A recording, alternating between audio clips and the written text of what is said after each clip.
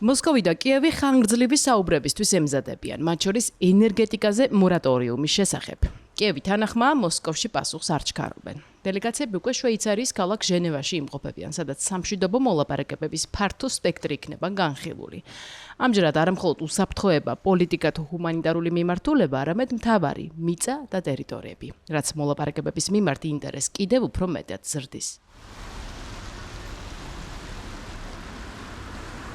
სწორედ აქედან გამომდინარე, არ გამოირიცხება იმის შესაძლებლობაც, რომ ამჯერად შედგეს უკრაინასა და რუსეთს შორის პირდაპირი კონტაქტიც, თუმცა მეტწილად საუბრების სამხრივ ფორმატში წარიმართება.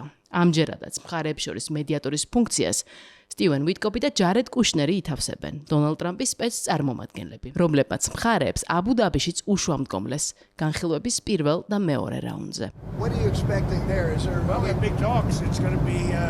წინ მართლაც დიდი საუბრები გველის, ვფიქრობ ის მარტივად ჩაივლის. უკრაინისთვის უმჯობესია თუ მოლაპარაკებათა მაგიდა სწრაფად მიუჯდება. მხოლოდ ამას ვიტყოდი. ჩვენ ვართ იმ პოზიციაში, რომ მათ ამისკენ მოვუწოდოთ. მოლაპარაკებათა მესამე რაუნდი 2 დღის განმავლობაში გაგრძელდება. წინა შეხვედრებისგან მას არა მხოლოდ გეოგრაფიული მდებარეობა, არამედ დელეგაციების შემადგენლობაც განასხვავებს. რუსეთმა საკუთარი მომლაპარაკებლების გუნდის ხელმძღვანელი შეცვალა. მთავარი სადაზვერო სამსახურის ხელმძღვანელის იგორ კუსტიაკოვის ნაცვლად მას ამჯერად ვლადიმერ მედინსკი უხელმძღვანელებს. ვლადიმერ პუტინის მრჩეველი. კრემლში ეს განსახილველ საკითხებთან შესაბამისობით ახსნეს. მედინსკი დელეგაციას სტამბოლში მიმდინარე მოლაპარაკებებშიც ხელმძღვანელობდა 2025 წლის მაისში. უკვე დღეს გამთენიისას შეცვლილ გუნდთან ერთად ჟენევაში ჩაფრინდა.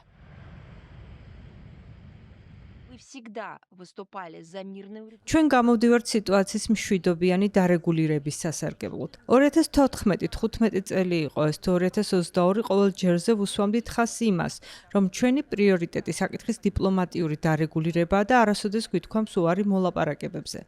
სამხრივი მოლაპარაკებების მთავარი პირობა ისაა, რომ ის ეფუძნებოდეს ურთიერთპატივისცემას, თითოეული მხარის ინტერესების გათვალისწინებას.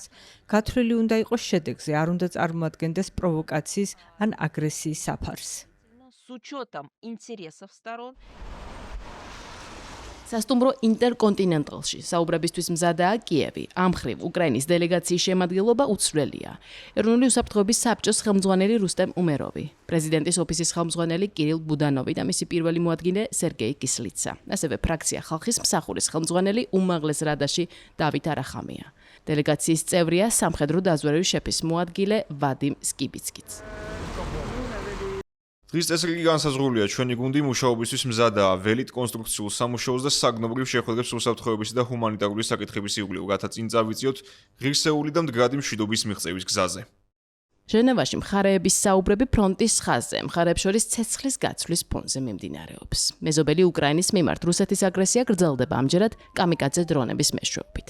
კიევში თებერვლის დასაწყისში განხორციელებული იერიში შედეგად დაზიანებული ინფრასტრუქტურის აღდგენა ჯერ ისევ მიმდინარეობს. დედაქალაქის მარცხენა სანაპიროზე 1100 სახლზე მეტი თითქმის 2 კვირა ენერგიის გარეშეა დარჩენილი. პრეზიდენტმა ზელენსკიმ მიმდინარე კვირას რამშტაინის ფორმატში ევროპელებთან შეხვედრა სწორედ ენერგეტიკის მიმართულებით დაანონსა. მაშინ დიდი შვიდეულის სამხრეთ ევროპისა და ბალტიის ქვეყნები მიიღებენ მონაწილეობას. განისაზღვრება ის კონკრეტული საჭიროებები, რომელიც ახლა ქვეყანას გააჩნია.